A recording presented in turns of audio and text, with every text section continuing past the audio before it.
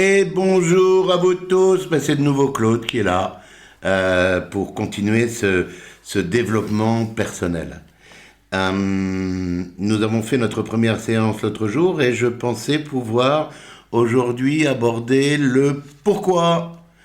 Mais non. Mais non, je suis désolé si vous attendiez ça. Je ne peux franchement pas aborder cet épisode-là parce que je me suis rendu compte dans certains de vos retours qu'il y avait quelque chose qui n'était pas du tout acquis. Ce que vous devez absolument comprendre, c'est que vous avez en vous un appareil extraordinaire qui vaut tous les meilleurs appareils du monde. Quelque chose de tellement fantastique, c'est votre cervelle. Et cette cervelle, eh bien, il faut la mettre à votre profit afin de vous auto-diriger. La plupart des gens, on s'aperçoit sur Terre, malheureusement, font preuve vraiment d'un mauvais esprit envers cet instrument miraculeux que l'on appelle le psyché. Eh oui, à tel point que ce dispositif, aussi admirable que votre esprit, devrait pouvoir vous garantir tellement plein de choses. Le bonheur, la prospérité, la paix intérieure, la réussite dans tout ce que vous entreprenez. Malheureusement, c'est pas du tout le cas.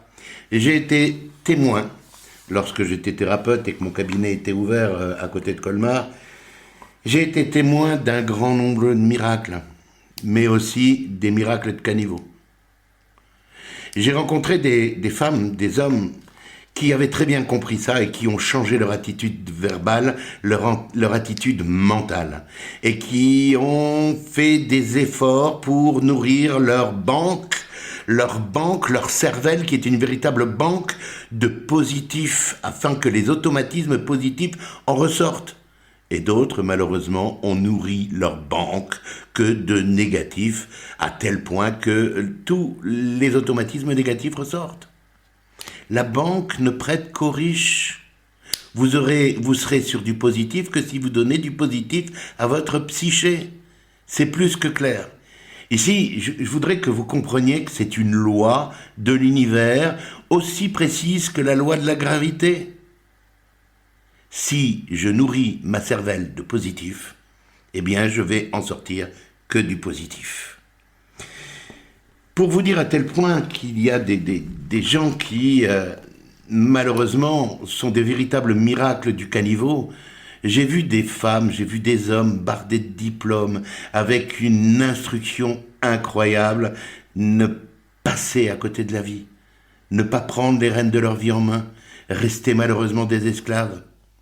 Et j'ai vu des gens qui avaient un niveau d'instruction faible, mais une grande intelligence et un travail d'autodidacte qui leur ont donné la possibilité de faire de miracles dans leur vie. Et aujourd'hui, ils continuent à le faire. Et j'ai vu des gens qui n'avaient pratiquement pas de diplôme avoir aujourd'hui plusieurs entreprises. Et ça, c'est absolument fantastique. Avant de continuer à parler de cette loi qui est plus précise que la loi de la gravité, j'aimerais que un instant, vous vous mettiez autour d'une table. Et autour de cette table, vous y voyez 5 personnes. Et sur cette table, il y a un énorme gâteau. Et ce gâteau s'appelle toutes les bonnes choses de la vie. Ce gâteau, il y a une partie bonheur, amour, argent, paix intérieure. Et les 5 personnes que vous voyez qui s'apprêtent à manger cette tarte sont d'intelligence et d'éducation égales et viennent du même milieu. Et vous savez ce qui va se passer ? Eh bien, quand vous allez couper cette tarte bonheur, cette tarte les bonnes choses de la vie, en 5 parts égales, eh bien, vous allez vous apercevoir qu'il y en a 4 qui vont utiliser une part, qui vont diviser une part en 4 morceaux. Et que la 5e va manger les 4 autres parts. Et c'est comme ça dans la vie. C'est la loi des 80-20. C'est cette merveilleuse loi qu'on appelle la loi Schwartz. Pourquoi la loi Schwartz? Parce que c'est le premier, le professeur Schwartz, à nous avoir fait remarquer ça, que 80% de ce qui est agréable est réparti entre 20% ou moins de la population.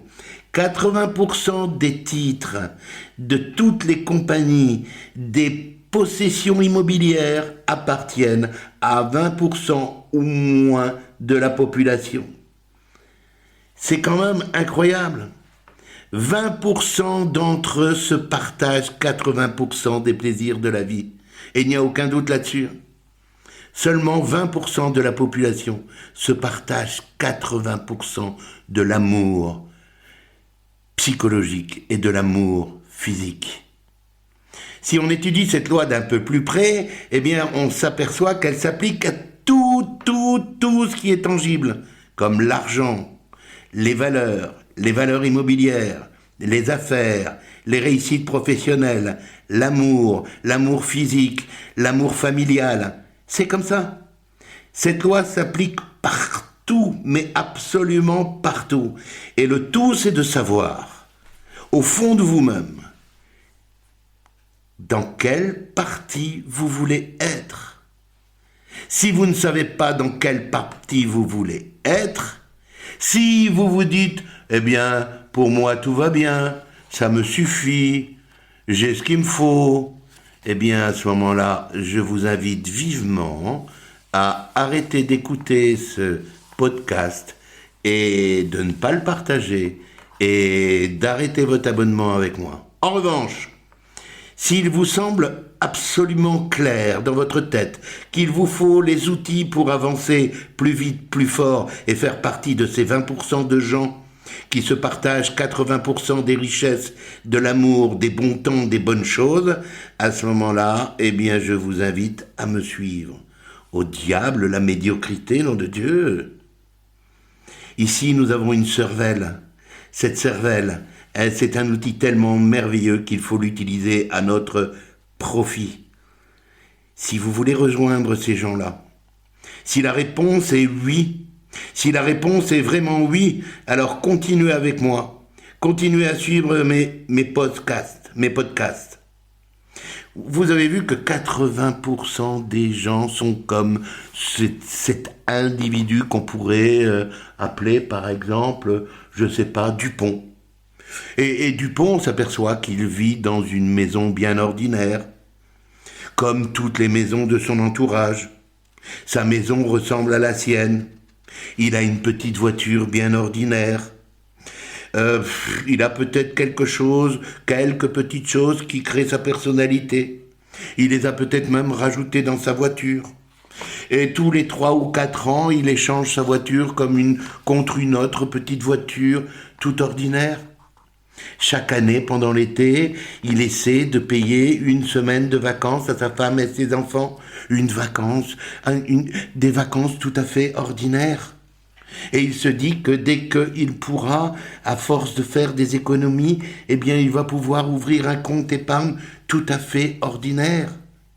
Et il va économiser peut-être 50 € par semaine d'une manière tout à fait ordinaire. Et il les mettra sur un placement banquier sûr, tout à fait ordinaire.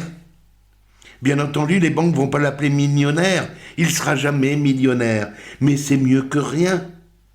Toutes les 2 semaines, il va inviter son ami Bob et sa femme Denise à passer un barbecue l'été à la maison. Et puis, comme il les aura invités à faire un barbecue, eh bien, eux aussi vont l'inviter à faire un barbecue. Il n'aime pas trop son travail, monsieur Dupont. Mais son travail, il le fait vivre. Il sait bien qu'il ne sera jamais riche au fond, mais au moins il a un travail qui permet de donner de la nourriture à sa famille. Et puis, sa vie, c'est un train-train tout à fait ordinaire. Il va prendre le moins de risques possible. Parce que ses rêves ont été détruits très vite quand il était enfant. On lui a dit que c'était pas la peine qu'il rêve, donc il n'a pas de grandes ambitions. Après tout, qui est-ce qui peut lui prédire son avenir? C'est comme ça. Ça, C'est la philosophie de qui? Eh bien, des gens médiocres. C'est toujours comme ça qu'ils pensent. Tous les Durand, les Dupont du monde entier pensent comme ça. Il faut que leur gazon soit tondu afin qu'on puisse rien dire sur eux. Ils doivent être aimables avec tout le monde pour que les gens soient aimables avec eux. Ils vont rien faire d'excentrique dans la vie parce que les voisins risquent de les critiquer. Les gens vont les juger. Les gens vont se moquer d'eux. Donc il faut qu'ils restent tout à fait ordinaires comme tout le monde. Comme ça, ils sont lisses comme tout. Et puis, il y a ces 20% d'individus. Ils ne s'appellent pas Durand et Dupont. Ils ont un nom bien à eux. Et eux, ben leur philosophie est tout à fait différente parce que ces gens-là se rendent compte que la vie, elle est trop courte pour être petite et que par conséquent, ils ne peuvent pas se permettre de la gaspiller. Ils ne le font pas exprès pour déplaire aux autres, mais leur objectif est tellement important et leur vie est tellement importante et la vie de leur famille et de leur épouse ou de leur époux est tellement importante que s'ils déplaisent un peu aux autres, eh bien, c'est pas leur souhait, mais c'est comme ça. En fait, ils se moquent vraiment de ce que les autres pensent d'eux. Et puis si son gazon n'est pas tendu et que son voisin le critique, qu'est-ce que ça peut lui faire? C'est bien lui qui tond son gazon et il le tond quand il a envie. Quand il a envie, quand il le peut. Tondre son gazon ne va pas lui amener de l'argent. Tondre son gazon ne va pas lui donner une belle vie. Il le fera dès qu'il pourra le faire tranquillement. Et si son voisin, lui, tond son gazon une fois tous les 15 jours, bah ça va pas le déranger, lui. Son voisin fait ce qu'il veut, et il va certainement pas le critiquer ou le juger. Cet individu-là se sent l'égal des autres. Il a un emploi ou une activité professionnelle qui le paye en proportion de ce qu'il produit, de ce qu'il fait. Il sait que si sa rentabilité est supérieure, eh bien, il va avoir plus. Il est ambitieux et il sait qu'il a du talent. Et si il lui manque du talent, eh bien, il va investir pour en avoir. Il va faire ce qu'il faut, il va se former, il va lire. Il va toujours trouver quelque chose de positif à ce qui lui arrive. Au plus profond de lui-même, cet individu-là sait qu'il est le maître de son destin. Alors il ne se contente pas de vacances d'une semaine une fois tous les ans ou de 15 jours une fois tous les ans. Il y va dès qu'il peut et dès que c'est possible, parce que sa famille est importante pour lui, donc il va donner le meilleur à sa famille. Il veut vivre de nouvelles expériences. Il aime, au sens psychologique du terme, vivre aussi dangereusement. Il n'a pas peur. La peur fait partie d'une création illusoire de la tête des gens comme les Dupont et les Durand. Lui, il sait que la peur n'existe pas. Ce qui est important, c'est sa sécurité du moment en investissant le temps et l'argent qu'il faut et la formation qu'il faut afin de donner un futur et un demain absolument incroyable à sa famille. Il a la certitude qu'il peut faire n'importe quel événement qui se présente. Il a compris que la sécurité est d'abord à l'intérieur de lui et qu'elle ne vient certainement pas de l'extérieur. Au travail, cet homme-là sait faire ses preuves. Il aime bien aussi les gens qui essayent à rentrer de temps en temps en compétition avec lui. La compétition est intéressante parce qu'elle permet aux gens de sortir des gonds et d'aller plus loin. Il ne craint, comment dirais-je, il ne trouve aucun plaisir à battre les médiocres. Les médiocres, ce sont des médiocres. En plus, cet individu-là a la voiture qu'il veut. Il sait ce qu'il veut. En fait, il est toujours tourné vers son avenir. Non pas vers le jour où il pourra s'asseoir quelque part sur la Côte d'Azur ou se reposer, mais plutôt vers le jour où il aura atteint ses buts qu'il s'est fixés. Il prend des risques. Il sait que la loi de la nature, c'est aussi la certitude. Il sait tracer un chemin.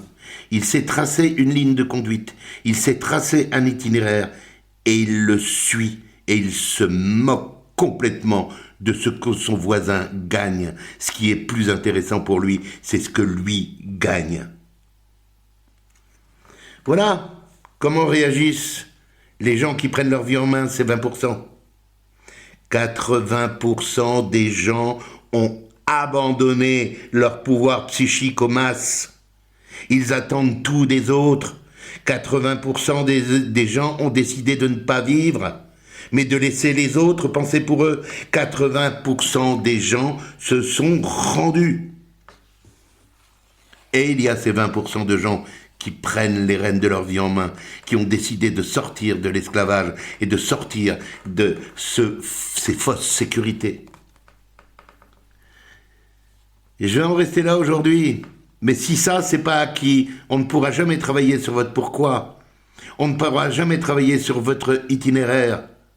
Il est clair qu'il existe plein de miracles positifs qui sont créés par des gens qui veulent rentrer dans ces 20%, qui n'ont pas peur de sortir de leur zone de confort. Suivez-moi. Et à ce moment-là, on va avancer tranquillement vers ce pourquoi et vers cet itinéraire qui vous donnera une telle meilleure vision de vous-même et tous les outils pour pouvoir faire partie de ces 20%. À bientôt les amis. Je vous embrasse, portez-vous bien, protégez-vous. À très bientôt.